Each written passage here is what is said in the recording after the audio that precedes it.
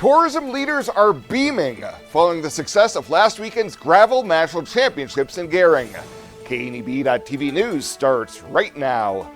From your trusted source for news in western Nebraska and eastern Wyoming, this is KNEB.TV News. Presented by Platte Valley Companies, premier provider of financial services. Hello, I'm Ryan Murphy. This is KNEB.TV News powered by Platte Valley Companies. Thanks for joining me. And our top story. Last weekend, the city of Gering played host to the inaugural USA Cycling Gravel National Championships. More than 500 competitors from across the country traversed across treacherous terrain across the Panhandle, and hundreds of their family and friends were also on hand for the race.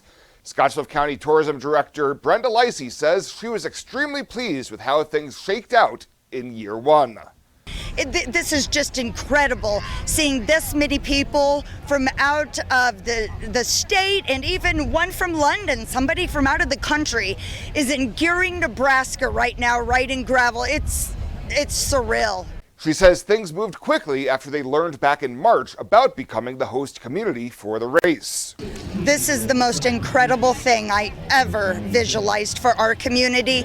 And you know, honestly, the gravel race itself today started back in January, but our vision for gravel and bicycling in our community goes back almost 10 years when it was just a round table and how can we grow this, and look where we are today. Lacey adds that the ball is already rolling on hosting the 2024 USA Cycling Gravel National Championships. We are actually more excited about year two, and I'll tell you why. We have more planning time. We picked this up in April, so that didn't give us long to plan, and we already know some incredible things we can do next year. And as soon as 600 people that rode today leave this community and go back and tell the people in their communities and their bike clubs how much fun they had in Gering, we know next year is going to be twice as big as it was this year. One way this community can certainly get involved next year is lining the finish line to cheer on the racers after they complete their races, which range from 25 to 131 miles. Well, a longtime member of the Morrill County Sheriff's Office is getting ready to retire. Chief Deputy Cherie Fisher is leaving the department after a quarter century, having started as a dispatcher just out of high school and working her way to her current post.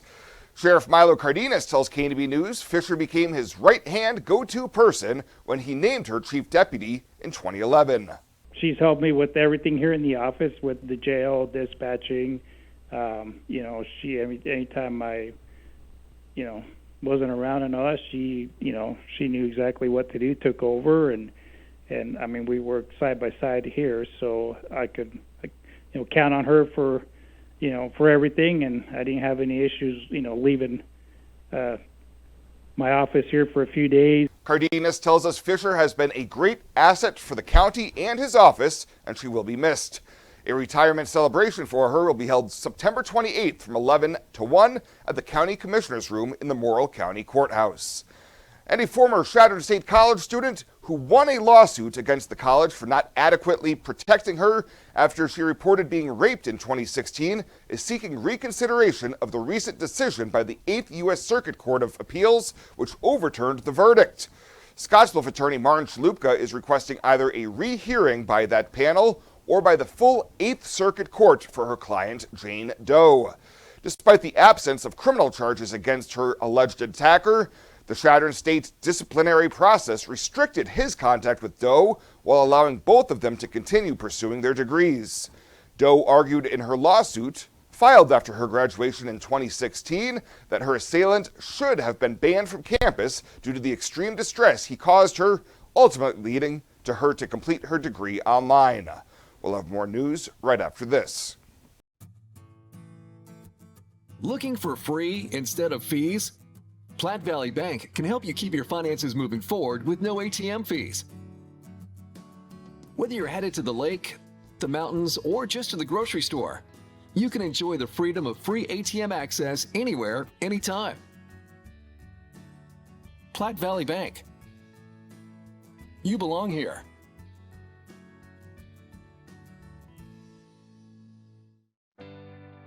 Life Care promises us that we are looked after and taken care of properly.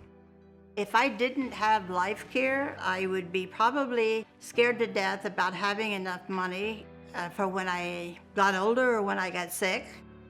Moving in here was an easy decision and, in fact, a no-brainer. I looked at it as actually buying long-term care insurance, and in retrospect, a good move. One of the things that convinces me that we did the right thing is no matter what happens, we will constantly be taken care of. The whole thing is just vital because you don't have to be worried about what's ahead for you. It's there, it's in black and white, and that's reassuring. This is home. It has been from the day I moved in. Welcome to Kelly's Liquor, your liquor cabinet. Whether you're a wine enthusiast, a whiskey sommelier, a tequila connoisseur, or you just love your beer, Kelly's has the best selection of what you're looking for. Family owned and operated since 1946 and right on 27th Street in Scottsbluff. Come see us today at Kelly's Liquor, your liquor cabinet. And remember to be a good neighbor. Don't drink and drive. Kelly's Liquor, West 27th Street in Scottsbluff.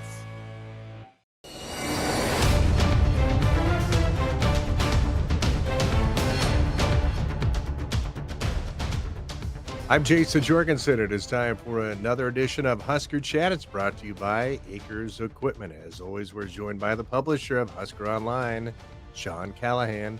Sean, you were out in Boulder last week. Things certainly did not go Nebraska's way. Overall, what was your take of the atmosphere? It looked like there were plenty of Husker fans that found their way in there. Unfortunately, they did not see the game they were hoping to see. Yeah, it's still a rivalry. There's no doubt about it. I mean, the way Nebraska was treated and the number of usages of the F word in that stadium. I don't know if I've seen an intense fan base like that towards Nebraska in a long time, and I've had many Husker fans tell me their stories out there. So it wasn't exactly a homecoming welcome for Nebraska to Boulder, but it was a strange game. I mean, you go back to the second quarter with about 5 minutes remaining before halftime, it really felt like Nebraska had grasped control of the game. Their defense was playing well. They had forced multiple 3-and-out stops. Their offensive line was taking hold of things. And I'm like, gosh, they're going to possibly be at 20-10 in time of possession to go into halftime. Like, this is exactly the kind of game Matt Rule wanted.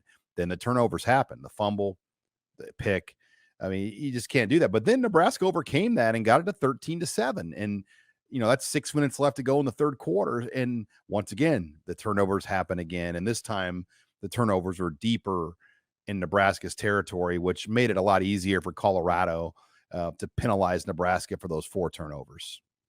Let's talk about the offense. We all knew it would be a work in progress, but overall through 2 games, are you surprised with the struggles they have had and how poorly that Jeff Sims has played? I am. I expected him to be a little bit more seasoned. It just seems like he's trying to do too much, trying to put too much on his plate, force things in there. And, things like instead of jumping on a fumble and living to survive another day, he's trying to pick it up and make a play still. And that costs Nebraska. I mean, they lead the country in turnovers, Jason. It's just not an acceptable stat for a place like Nebraska. And it's not like they're doing a lot of zone read ball handling things. And like we had seen, I mean, Nebraska has the largest turnover margin over the last 20 years in college football for all Power 5 teams by a wide margin. Turnovers have plagued this program for a long time, but some of it was the nature of the ball handling offense when you're doing the constant zone read, pull out, pull in. It led to a lot of turnovers, but this is a situation where, a lot of these can be prevented. I mean, the ball's being snapped into a man in motion. It's just being dropped by the quarterback on a handoff exchange, not a zone read, a handoff exchange. I mean, there's a lot of things that have happened over these first 2 games that are definitely correctable, but extremely frustrating. Can you see a scenario? And I know I'm asking you to kind of look forward here, but can you see a scenario if this were to continue that they might have to make a change and give Purdy or Harburg a look? Maybe. I still think the athletic ability of Sims is superior. And that 57-yard run that he had, that's why he's the guy. I mean, you take away his 100 yards rushing at Minnesota and that touchdown run, who knows where this offense is. So for the mistakes he's made, the plays he makes still are pretty valuable to what they're doing. They just got to eliminate the mistakes. And I just think it's quite a drop off when you go in there and ask those guys. And sometimes I know it's easy as a fan to say, oh, just go to the next guy, but I really get the sense they're going to keep trying to get Jeff Sims ready. These next 2 weeks are big, but will he play this week is the question. We really won't know that until the week's end. Today on Husker Chat, we're joined by Sean Callahan of Husker Online. Sean, okay, we've talked about the offense. That hasn't been so good, but some promising things on defense. We're seeing some guys step up, and at this point, Nebraska leads the country in sacks. Yeah, Nebraska tied with Tennessee with 12 sacks, 8 sacks in that game on Saturday. That was the most sacks Nebraska's had in a game since the 2018 Colorado game. So it was a very, very good performance. Guys like Cameron Lenhart have really been a surprise in what they've brought. Even Mekhi Bayer, the freshman linebacker, he was a pleasant surprise the way he played in that game. Tony White has done an outstanding job getting this unit ready, and they're playing a ton of young players. I mean, there was 4 freshman defensive linemen, a true sophomore junior college lineman in Kai Whalen that saw the field. So they've been able to get a lot of these newcomers and young guys on defense, legitimate reps, and that is going to pay off big in the end. Will Husker Nation be patient? Coach Rule said, hey, you knew what you were getting with me when I was at Temple and Baylor. It took a while. How do you gauge the fan base right now after the first 2 games? Well, naturally, there's just so much interest in Nebraska football. But, they're going to be patient because there's $72 million in reasons why. I mean, Matt Rule is making a lot of money from Nebraska to build this his way, the right way. And you look at his pay and the length of this contract, it is not a short-term deal by any means. I mean, it is an 8-year contract that gives him ample time to do things the right way. And, so Nebraska fans have to be patient because Nebraska has said, we're going to be patient with you, Matt Rule. And there's a lot of money behind him to get this thing done. About this week against Northern Illinois, Nebraska's opened up about a 13-point favorite. What's your read on this game Saturday night? Well, the Northern Illinois Huskies are going to test Nebraska with the defensive line. Cade Hopperman from Omaha West Side is one of their better D linemen they have. And, he's going to be motivated to play in this game. He was a former heavyweight Class A state champion wrestler as well. They beat Boston College on the road. They lost the rivalry game to Southern Illinois this last week. So they're up and down, but we know this is a quality program. Thomas Hammock's been there for a while. They have won in Memorial Stadium before too. So there is some history with the Huskies when they came in here and won. And Matt Rule has said that to these guys. And I know Nebraska can't take anybody for granted. They've got to treat them all the same right now because they're just not in a position where they can just show up and beat anybody right now. That's very true. And when you're not scoring, even it doesn't matter how well your defense plays. If you're not scoring, anybody you play is going to be in the game with you. Yeah, points matter, finishing drives matter, and Nebraska's been poor in the red zone. I mean, they've had so many penalties and mistakes. They've missed some field goal. They missed a field goal last week. They've got to take advantage of the red zone more and finish off points. I mean, 24 points, Jason, in 2 weeks, and 7 of those came kind of in more mop-up duty. And, I'd like to see the defense force a few more turnovers. I mean, that's the one knock. They forced 2. One was late last week, and then the one Omar Brown pick. Nebraska's given up 8 balls, but they've only forced 2. So you would like to see, on the flip side, Nebraska, force a couple of turnovers in this game on Saturday. All right, Sean, as always, we appreciate your insights, and hopefully we see a win on Saturday night at Memorial Stadium. Thank you, Jason. Appreciate it. You bet. That was Sean Callahan, the publisher of Husker Online, joining us for Husker Chat. We're here every week, and it's brought to you by Acres Equipment. I'm Jason Jorgensen. Fly United Airlines, operated by SkyWest with Western Nebraska Regional Airport. United is dedicated to going the extra mile for you with daily flights to and from Denver, along with a commitment to excellent service. Reserve your flight today, and remember, United miles can be earned and redeemed with your flights. While at the airport, stop and enjoy authentic Italian food at Roma Italian Restaurant. Plus, Hertz Thrifty Car Rental is there for your car rental needs. Make life easier, relax, and get on board with Western Nebraska Regional Airport.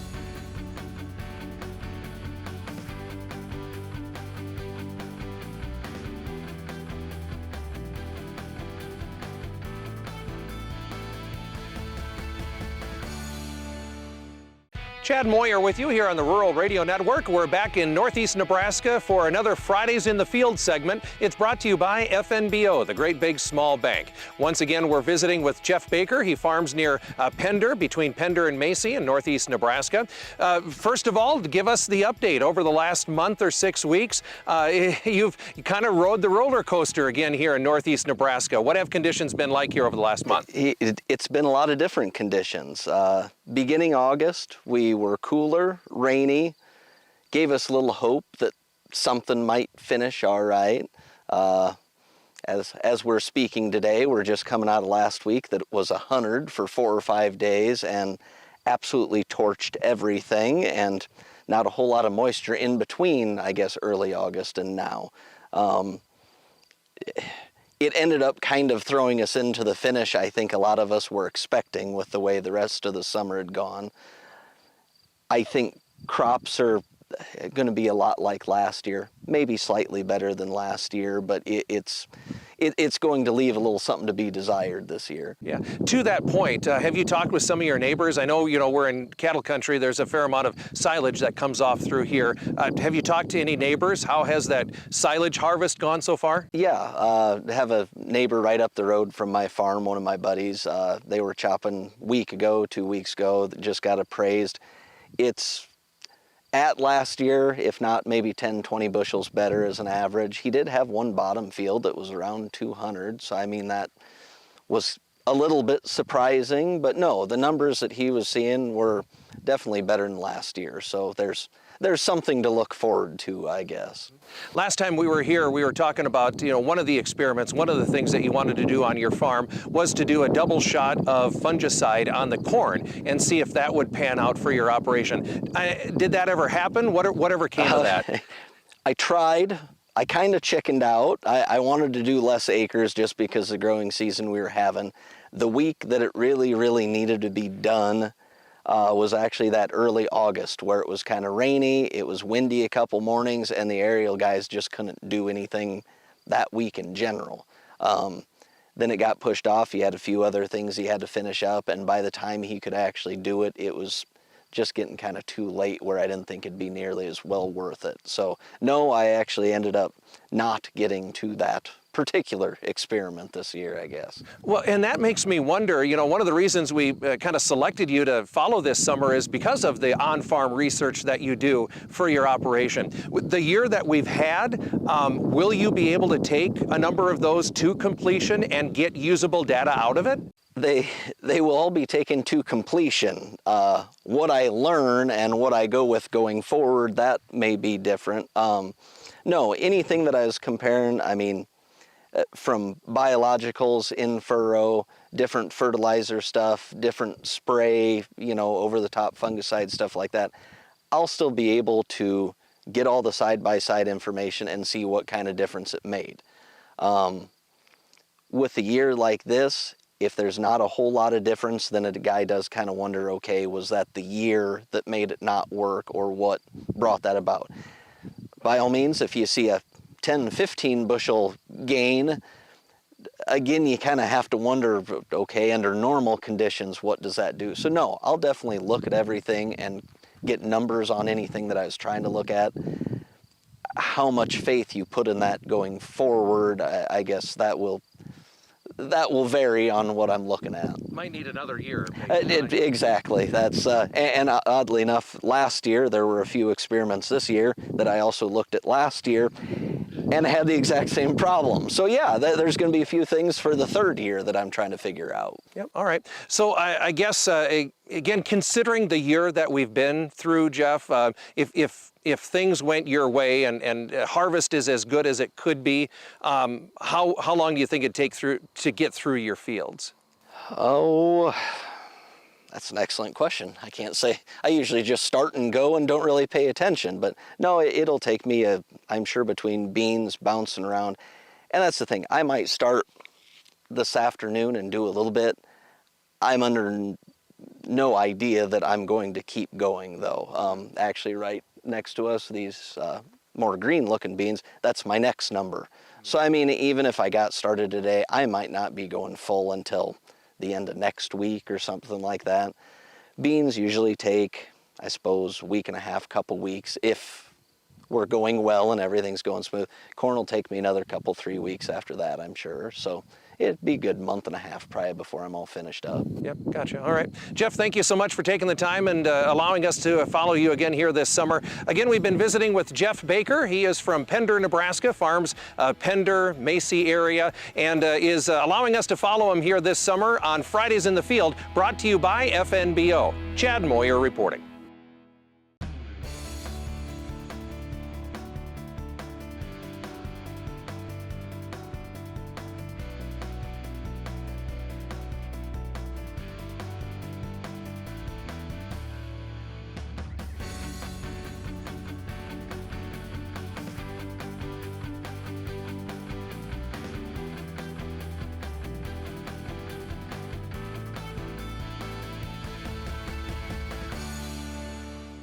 Logos in Gearing is the place to get all of your school spirit gear, personalized gifts, and promotional items for your business and employees, and banners for any special event. Logos is also the only place to stop for custom screen printing or embroidery. You can even design it yourself on their interactive website. Stop into Logos today. They'll design it, print it, and have it to you in no time. There's no job too big or small for Logos. That's Logos in Gearing.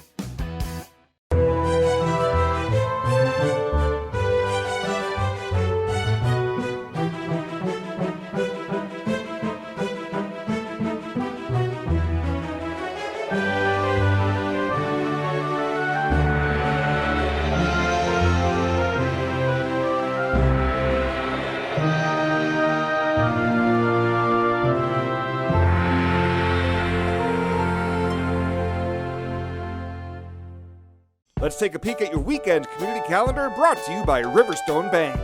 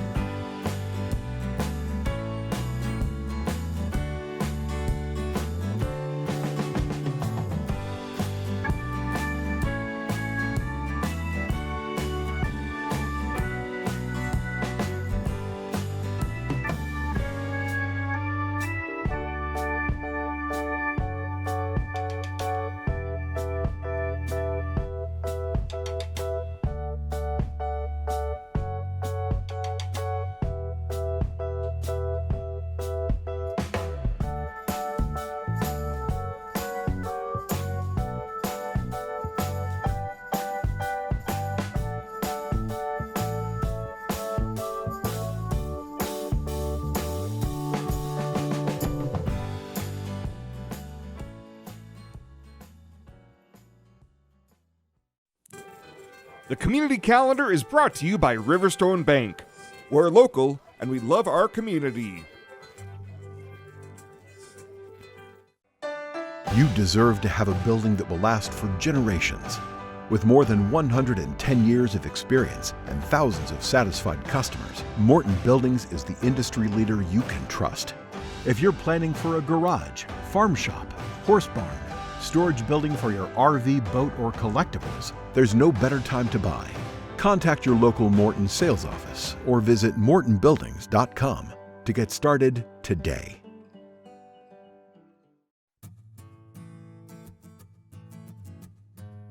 Tired of feeling stuck? Not sure if you are on the right track? Platte Valley Bank can help keep your finances moving forward with checking account options to fit your lifestyle, and an online account chooser to make finding the right account easy. Control your financial future with helpful budgeting tools and automatic savings plans. Now is the time to enjoy the ride with Platte Valley Bank. You belong here. And finally tonight, the Next Young Professionals are hosting their biggest fundraiser of the year this Saturday at the Riverside Discovery Center. The 12th annual Best of the West Beer and Wine Fest will run from 4 to 8, and board member Sharia Toof says their offerings will be expanded this year. So this year we're actually pretty excited. We have the first year that we're going to be introducing home brewers. They can bring some beers for people to sample, and then we're going to be doing it the same way we have in years past. It's going to be beers and wines from South Dakota, Colorado, Wyoming, and of course Nebraska, so kind of local-ish. But regional, yeah, exactly. So that's kind of how it works. We just like to pull regionally, and then we're excited to add the home brewers this year. Tickets are $20 for Next members and $30 for non-members, and includes all you care to sample during the 4-hour event, with all proceeds going to the RDC. Well, that does it for us this time. Thank you so much for tuning in. Have a great weekend. We'll see you back here on Monday.